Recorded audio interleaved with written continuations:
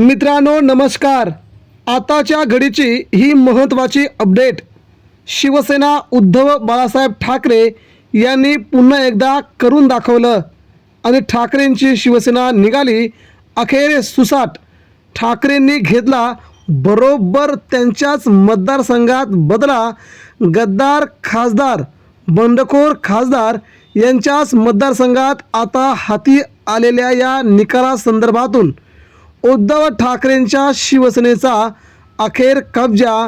21 पैकी 19 जागी फडकला भगवा झेंडा. ठाकरेंची मशाल अखेर महाराष्ट्रात या 2 जिल्ह्यामध्ये सुसाट. भाजप शिंदे सेनेला अखेर नमवलं. मित्रांनो, गद्दारी करणं पडलंय महागात. बातमी जाणून घेऊया सविस्तरपणे. उद्धव ठाकरेंनी ज्या प्रकारे राजकीय गेम खेळण्यास सुरुवात केली असून ही ठाकरेंच्या शिवसेनेची सुरुवात म्हणावी लागेल. मित्रांनो, बातमी आपण आता जाणून घेऊया. गेल्या 4 वर्षापासून आणि आता गेल्या आठवड्याभरापासून महाराष्ट्रामध्ये गद्दारीने उच्चांक गाठला. एखाद्या पक्षातून आपण निवडून येता, एखाद्या पक्षातून तुम्हाला नवीन पक्ष, नवीन चिन्ह, सगळं नवीन मिळून तुम्ही त्या चिन्हावरती निवडून येता आणि परत गद्दारी करता. हा गद्दारीचा मोठा महाशिक्का आपल्या कपाळी घेऊन मित्रांनो मिरवणं महाराष्ट्रात तरी आता शक्य नाही आहे. उद्धव ठाकरे यांच्या भोवतालची असणारी सहानुभूती गेल्या 4 वर्षामध्ये कमी झाली होती. याचा फायदा एकनाथ शिंदेंनी विधानसभेला घेतला. मात्र त्यानंतर हे अतिशय प्रचंड घाणेरडं स्वरूपाचं राजकारण महाराष्ट्राला मात्र काही आवडलेलं नाही. या राजकारणातून सध्या भाजपला देखील याचा वीट आल्याची चर्चा आहे.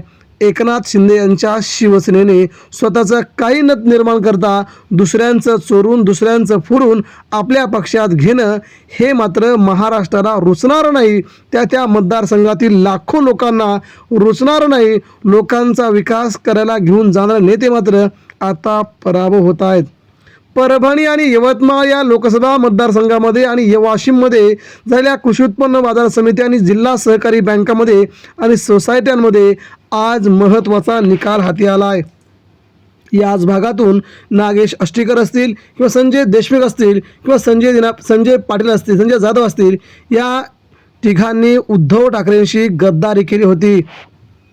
एकतर ठाकरेंच्या मशाल चिन्हावरती निवडून यायचं, त्यानंतर फुटायचं आणि त्यानंतर आता महाराष्ट्रामध्ये माना वर करून फिरायचं. हे मात्र जनतेला आवडलेलं नव्हतं आणि त्याचा बदला मित्रांनो आता या झालेल्या स्थानिक लेवलच्या महत्त्वाच्या निवडणुकांमध्ये बॅलेट पेपरवरती सगळ्यात मोठा दणका बसला आहे.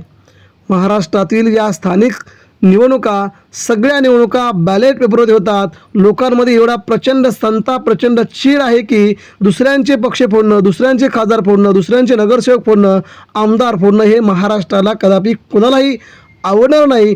ही महाराष्ट्राची संस्कृती नाही आहे, ही मराठी अस्मिता नाही आहे असं म्हणत एकनाथ शिंदेंच्या शिवसेनेला फटकारलं आहे.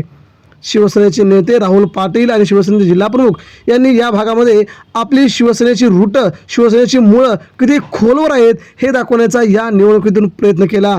आणि या ठिकाणी मात्र ठाकरेंच्या शिवसेनेचा जल्लोष मात्र मित्रांनो आपल्याला पाहायला मिळतोय. जरी एकनाथ शिंदेंच्या शिवसेनेची आणि भाजपची सत्ता असली तर देखील या भागात त्यांचं प्राबल्य असलं तर देखील कडवड शिवसैनिकांशी सामना करता करता त्यांना मात्र नाकी न आलं होतं. ठाकरेंच्या शिवसेनेचं ग्रूट लेवल, ग्रास लेवलला जेवढं प्रचंड मोठं काम आहे ते महाराष्ट्रात कोणत्याच पक्षाचं काम नाही. याचा अनुभव सध्या भाजपला आलेला दिसतोय, एकनाथ शिंदेना देखील आलेला दिसतोय.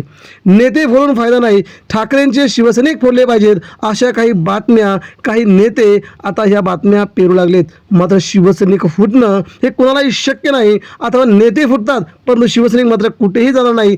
तोच शिवसैनिक नेत्यांना पायावरती उभा करतो आणि आज तोच शिवसैनिक उद्धव ठाकरेंकडे एकदम फिट्ट मुळासारखा, वळासारखा एकदम जमिनीशी, ठाकरेंशी, मातोश्रीशी एकनिष्ठ होऊन बसला आहे. याच कारणास्तव ठाकरेंना संपवणं शक्य नाही. हीच ठाकरेंची ताकद आहे, हीच बाळासाहेबांची ताकद आहे, हीच शिवसेनेची ताकद आहे. आगामी काळात देखील असे अनेक नेते फुटतील, मात्र शिवसैनिक मात्र त्यांना त्यांच्या ग्रामीण लेवलला, ग्रास लेवलला आपला विजय संपादन करून देईलच. ही मात्र महाराष्ट्रातील शिवसेनेबद्दलची आगळी वेगळी भूमिका मांडताना सगळे दिसत आहेत. मित्रांनो, शिवसेना संपणार वादळ नाही. शिवसेना हे पुन्हा एकदा उभं राहून बंडखोर गद्दारांना गाडणार वादळ आहे. हे मात्र नक्की. संजय राऊतांनी म्हटल्याप्रमाणे महाराष्ट्रात पुन्हा शिवसेना उभी राहील.